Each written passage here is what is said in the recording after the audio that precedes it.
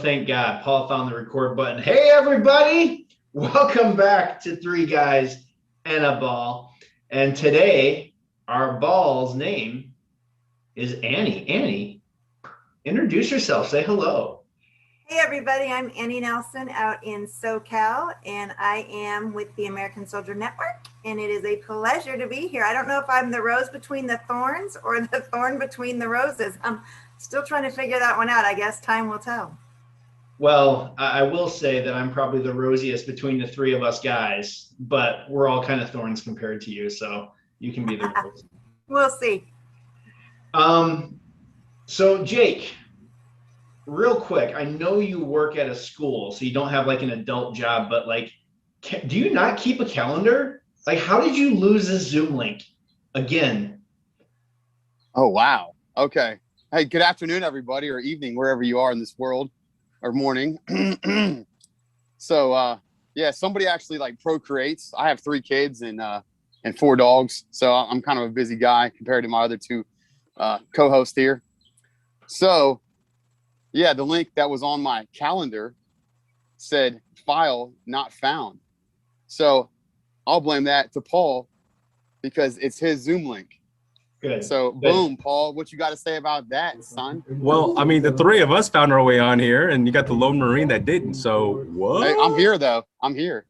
Yeah, I'm just going to say before we move on, so Jake, just mute yourself. Etch-a-sketches aren't an iPad, bro. Like, you can't actuate a Zoom call on an Etch-a-sketch. You can only hit the knobs. But Annie, tell us about your Soldiers Network and what work you guys do, and let's get this conversation kicked off. Well, first of all, to be fair, since there is a Marine, a devil dog on here, the name American Soldier Network, because when I started this way back in the day, I was not in a protocol office, and I did not know that each branch has their own preference of being called things. And it originated from Toby Keith's song, American Soldier. So just to clarify that, so we're all in the house and we all feel the love and we know there is no prejudice one way or the other towards a name, especially with today's PC culture. Just had to throw that out there so that we all know. Yeah, I got to say this real quick. Marines are the only ones that earn their title. Yeah, there you go. I'll say this. Marines are the original fluffy part of the military. I don't identify as a soldier. Okay, well, okay. Well, I just had to throw that out there so that we all know that there was no bias when it was created. Yeah, I'm all good. The day. Much but respect. It was started actually because of 3 Marines originally. I had 3 pen pals, and they were Marines that were stationed at Camp Pendleton who happened to be in Fallujah during that oh so lovely time way back in the day.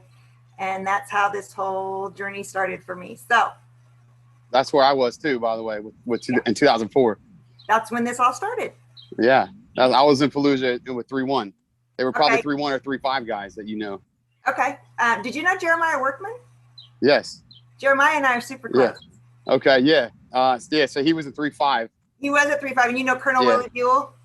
Yeah, he was my commander. He's like my homie. Colonel Buell and I are very good friends. And how about Carlton Kent? Oh my gosh, Sergeant Major Kent. Sergeant Major Kent and I are super tight. I was hanging out of his house on Friday. Oh, you got to call him back and tell him that I was on today. Oh my gosh, that's awesome. This is great. See, hey soldiers, soldiers on the other call. Part of Team 16. Okay, so he was our MEF Sergeant Major in the battle. Yes. And Colonel Buell was Lieutenant Colonel, my battalion commander in the battle. Okay. Jeremiah was in 3-5. He got the Navy Cross. Yes, he did. Or Silver Star, one of those, in the actions there. Yes. So anyway, Jeremiah and I were actually just together a couple weeks ago for Freedom Fest Colorado, which is an event that they do every year for us in Colorado. And I surprised his wife with our Wind Beneath Our Wings Military Spouse Award in Colorado a couple weeks ago. And Jessica was to say shocked was an understatement. But yeah. Oh my gosh. Pretty neat. I'll send you a video of that. Wow. But yeah. All right, well, I'll stop there because we could go on and just ignore the other 2 guys now with all this. We could, but yeah. So it all started for me. We had 9/11, and I wanted to do something, but I didn't know what I wanted to do because my dad was drafted, but he was too tall to serve when he was drafted, and so I didn't know how to give back and how to get involved in supporting our troops. And I found a letter of my grandfather served on the beaches of Normandy way back in the day, and I found a postcard that he had sent my grandmother. and I thought I could pen pal. And so I started pen paling, like I said, 3 Marines that were stationed at Camp Pendleton, which is right down the street from where I am at in Orange County, California.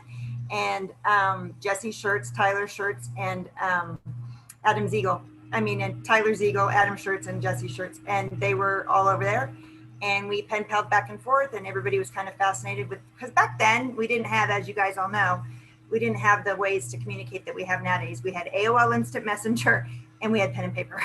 And then if you were lucky enough to get to an FOB and hop on AOL Instant Messenger and communicate, the timing and the time that you were allowed on was very short and sweet. So it was a lot of pen and paper back and forth. And if I said we were lucky enough to hop on AOL Instant Messenger, that's how we communicated. And all my friends and family got involved in this pen pal relationship, and they would start giving me stuff at the house to include in these packages, and the packages started to grow, and the fascination with my relationship with these 3 young men grew, and it kind of snowballed.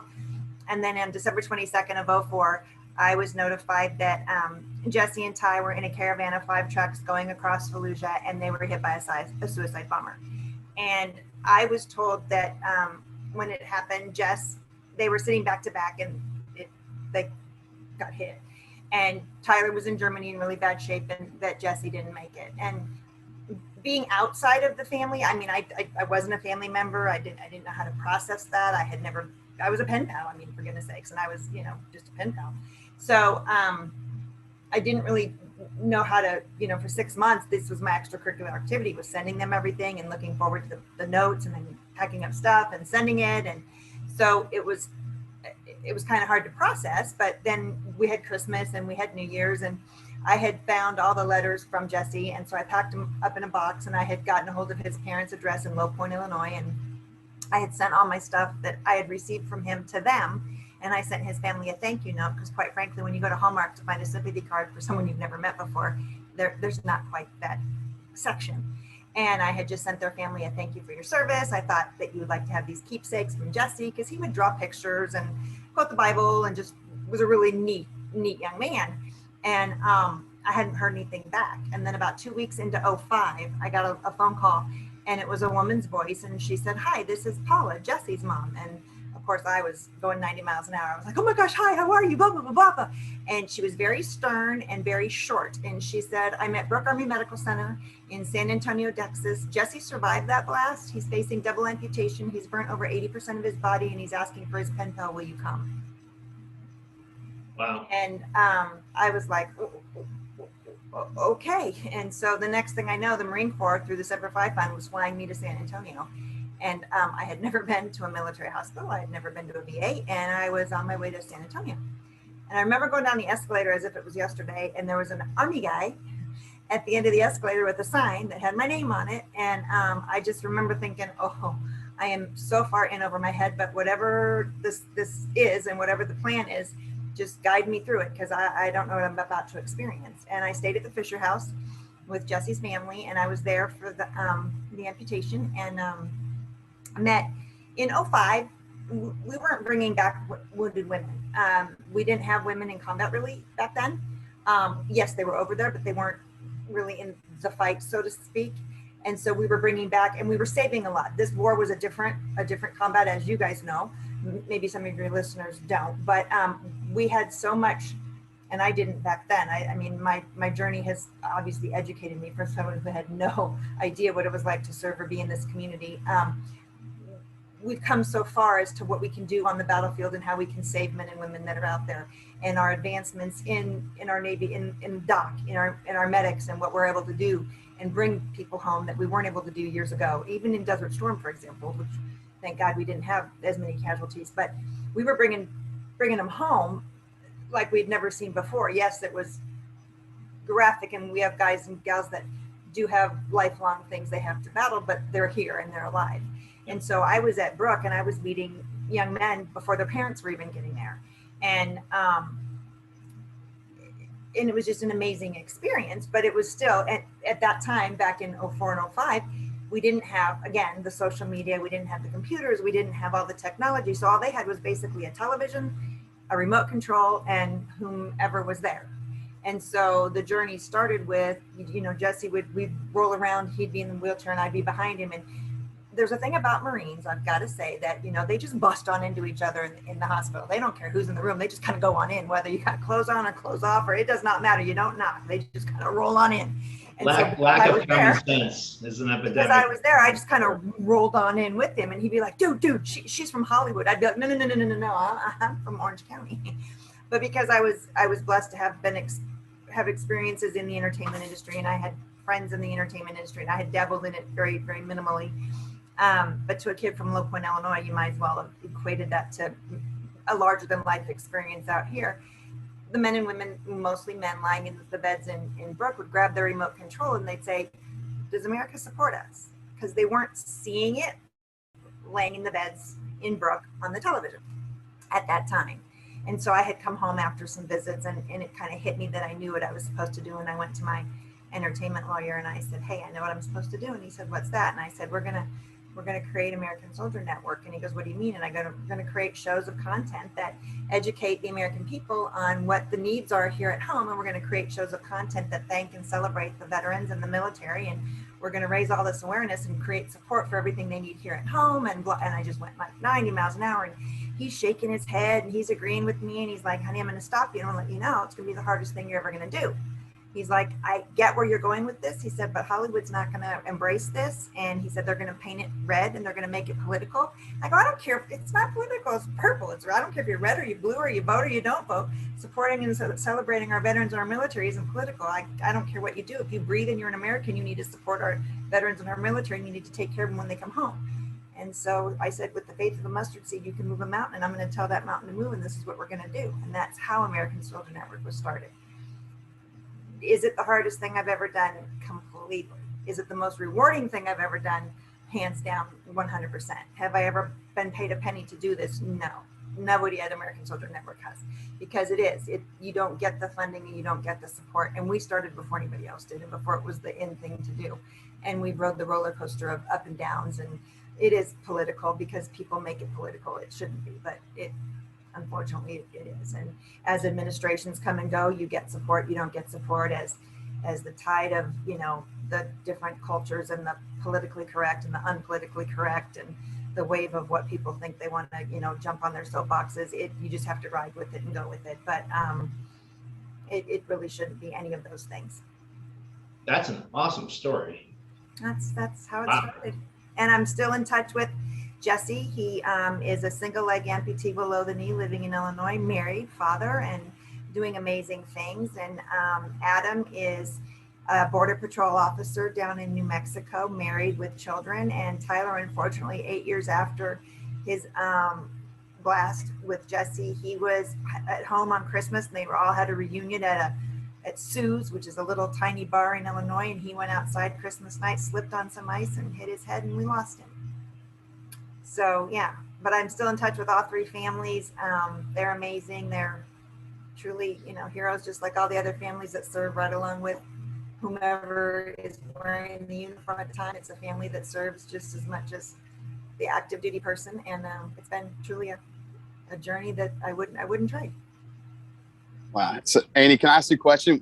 What's your most memorable moment with someone who was as a civilian or not military connected at all or veteran connected that has just, like Gary Sinise, like how he's just completely shifted his mindset and supporting veterans for his whole mindset now in career.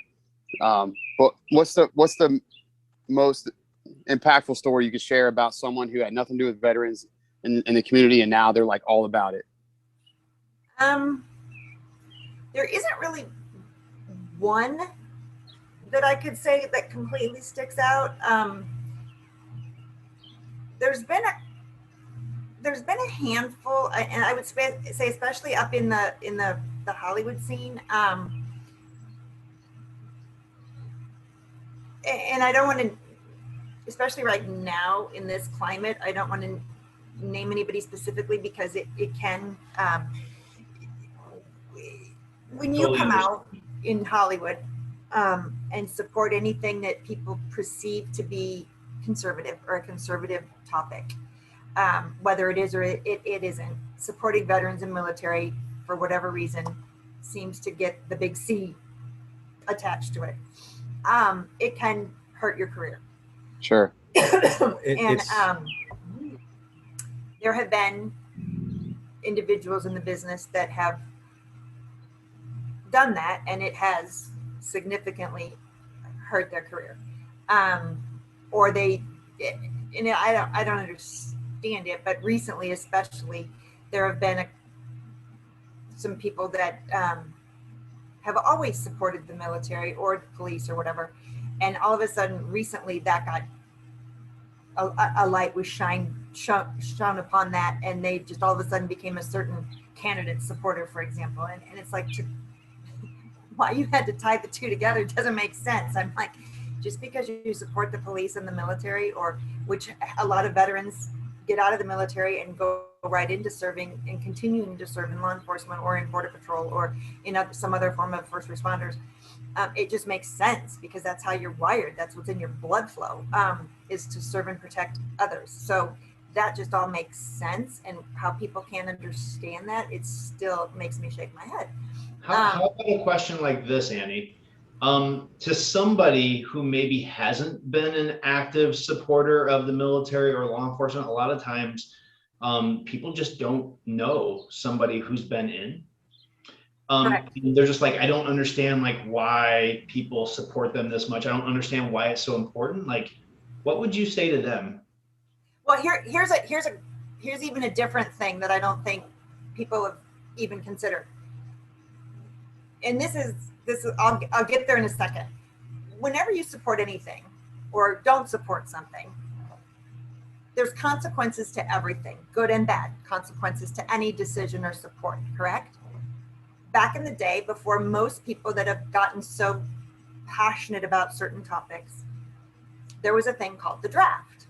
And most young people that are becoming so impassioned about topics of today don't even know what the draft is or what that means, which means that when you're 18, you have men specifically did not have enough men to sign up to serve in the military as a volunteer, which right now our military are all run by volunteers, that this country has the right to select you as long as you're 18 to serve in the military, whether you like it or not. That's the draft.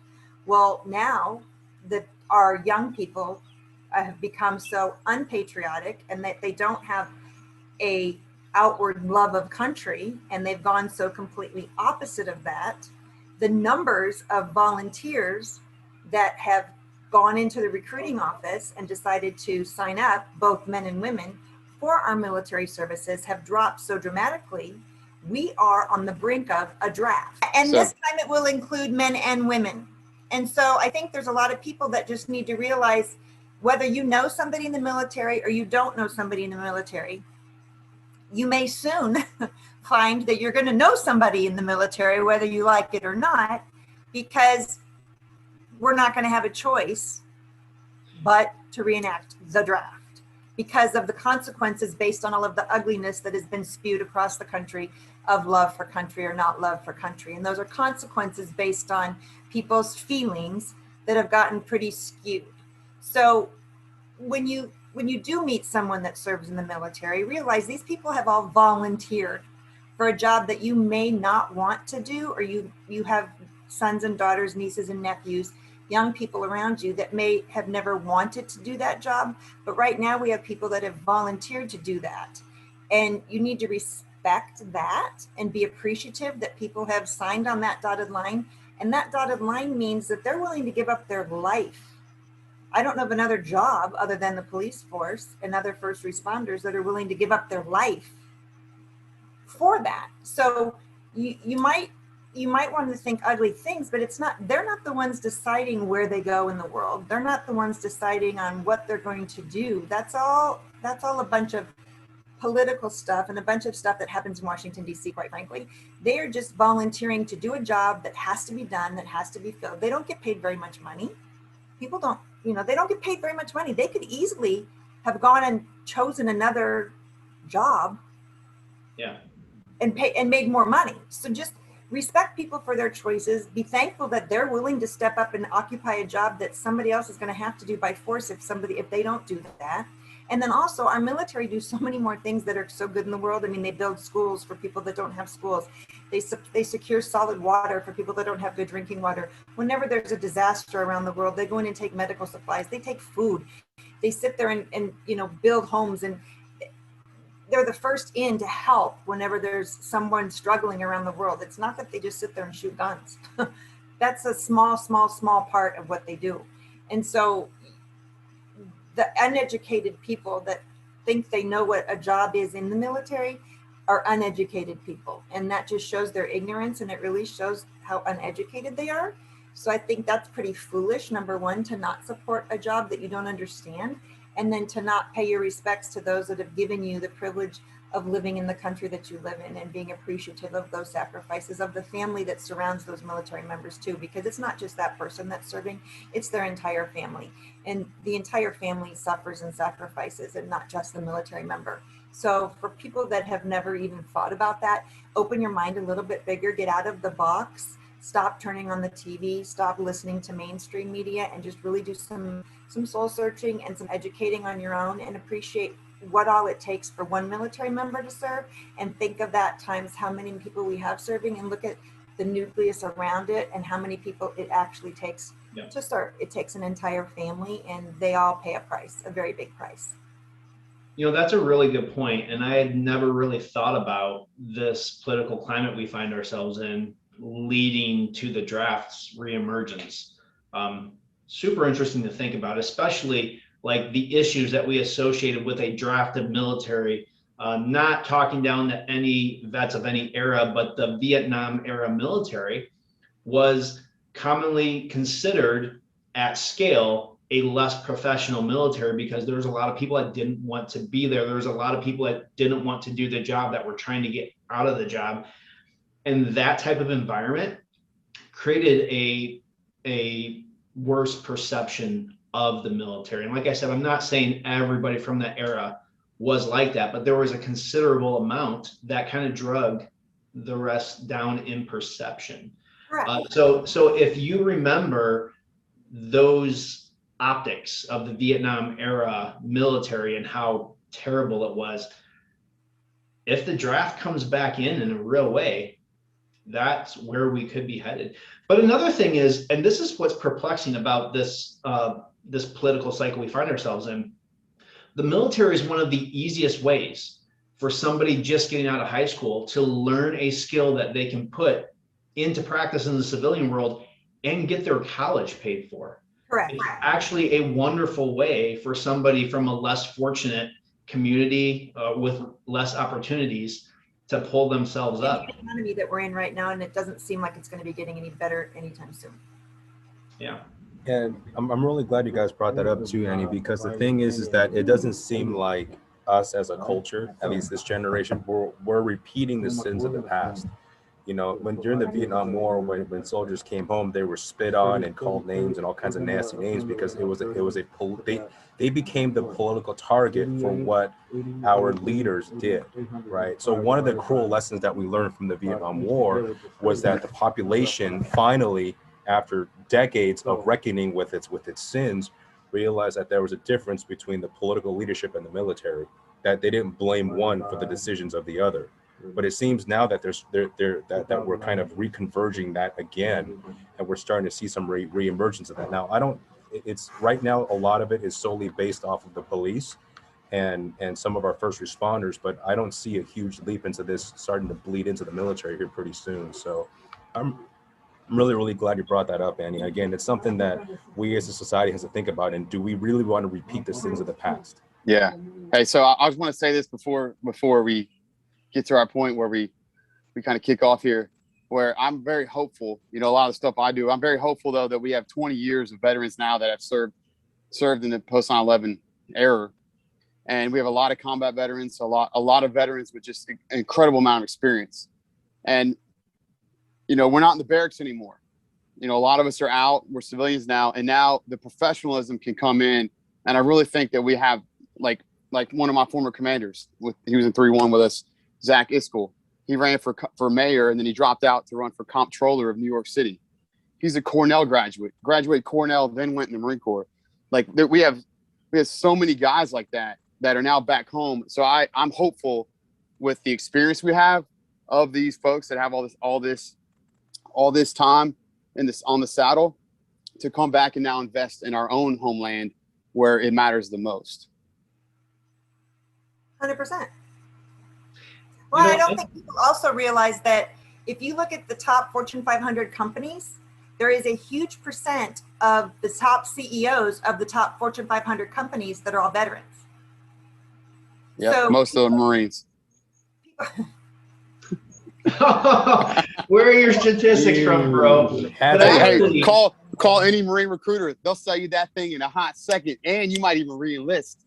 I bet they will. I bet they will. Also, this brotherhood that you're seeing every week, me, Jake, and Paul have never met. This is the brotherhood from the military, you know? We just got on LinkedIn and started chatting and said, we should start talking. This is hilarious.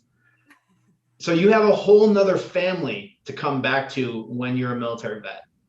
correct. Yes. But on that note, gentlemen like you and girls like you need to start encouraging each other to boost into the American Legion and the VFW and get young blood into those organizations, because those organizations are going to die on the vine, and they're going to die out with the older generations and not get young blood in there. And those organizations have finances and resources that are just going to be sitting there if the young bloods don't pick them up and run with them. And they are a long, old, established organizations. And I know it kind of sounds sometimes, but they've got the funding and they've got the money, and they need young, energetic lifeblood to get in there and reorg them and keep them going, because they've got a broad stretch, they've got a lobbying stretch, and they've got a wide stretch, and they need young guys and gals to get in there and take them and keep them going. So that's something that I can't do, but that needs to spread across the community, because a lot could be done that needs to be done to keep those two organizations going. Wow. Yeah, good point. I got to ask Annie something here. What are you doing September 11th weekend, Annie? Right this second, I don't have anything slotted. Okay, we are doing a 2-day event right here in Northern Virginia. Sergeant Major Kent will be there as a guest. Aubrey McDade, who's also from the Battle of Fallujah, is our guest of honor. He's a Navy Cross recipient. A special band playing for us at a huge brewery / entertainment facility called Two Silos, and you're invited to attend. And we want people like you there. We're going to have an incredible network of veterans, and we need someone like you there to help out. Like, the whole part of it is 20-year remembrance of 9/11. We have to remember all that was lost on that day 20 years ago, but all that happened since that day, and all the service and sacrifice that came from that, whether it was a family or a service member. We're all back home now, and this is how we heal and grow. So you're invited. Okay. Sounds like 3 guys in a ball need to MC that event. Hey, we are running a live podcast. We're running a live podcast there. We're running a live podcast at the golf tournament. Woo, woo. So y'all could, hey, Tim, you got to get moved ASAP to the East Coast. I'm not going to lie. I'm going to check my wife's calendar, and I'll drive out. Oh you my should. God. I'm stuck So- in California. Hey, do y'all know Haran Figueroa and Tony Taylor? Yeah. They're running our live podcast Nice. on site. Nice. Yes, and Annie, you're invited. Okay. Tim, Paul, you can you can fit in any suitcase maybe. Yeah, he's small.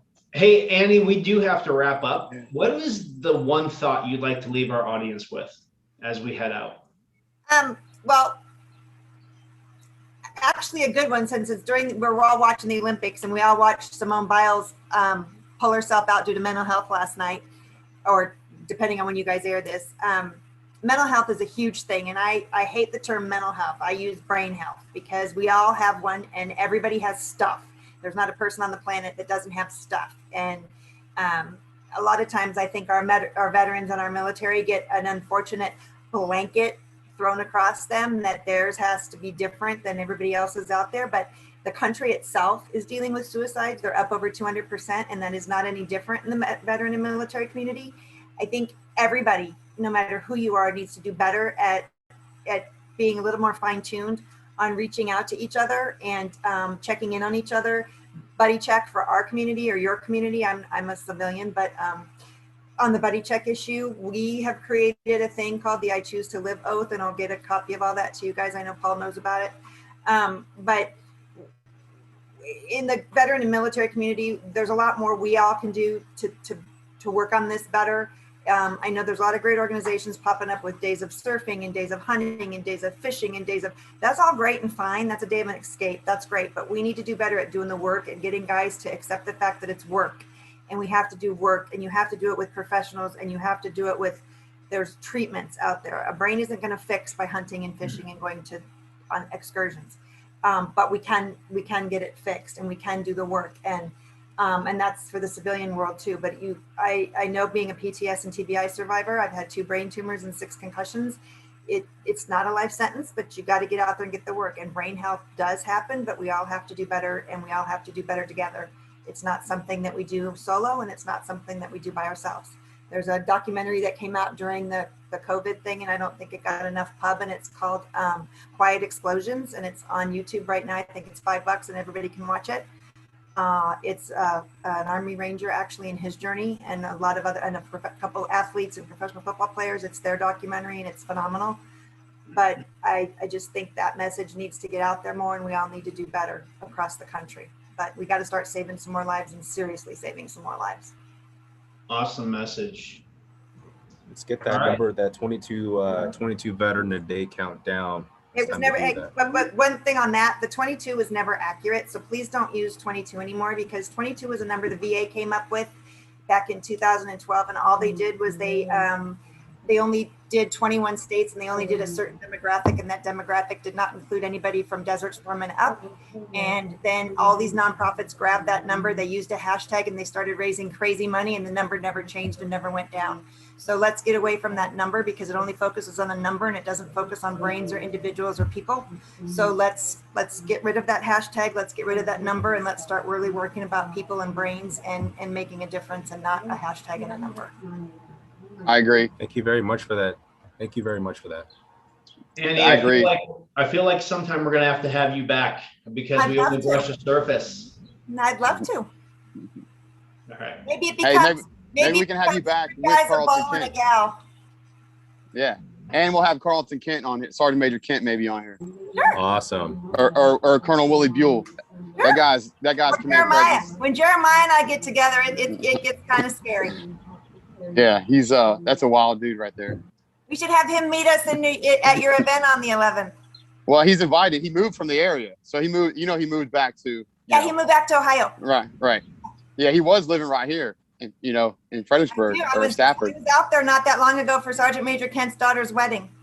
Nice. Yeah. So awesome. Yeah. So anyway, that's so cool. That's so cool.